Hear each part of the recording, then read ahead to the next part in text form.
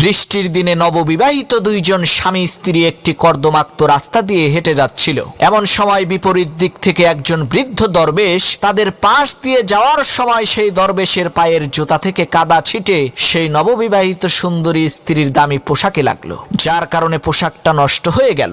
স্ত্রীর পোশাকের এই অবস্থা দেখে স্বামী বেচারা সহ্য না করতে পেরে প্রচন্ড জোরে একটা থাপ্পড় মেরে সেই বৃদ্ধ দরবেশকে কাদার মধ্যে ফেলে দিল। এমন সময় সাথে সাথে নববিবাহিত সেই স্বামীর মাথার উপরে বিকট শব্দে আকাশ থেকে ঠাটা পড়ল। এতে করে তৎক্ষণাৎ সেই নববিবাহিত স্বামী বেচারা মারা গেল। তখন সেই স্ত্রী কেঁদে কেঁদে দরবেশকে বলতে লাগলো, হুজুর, আপনার বদদোয়ার কারণেই আমার স্বামী মারা গেল। আপনি আমার স্বামীকে বদদোয়া দিলেন কেন?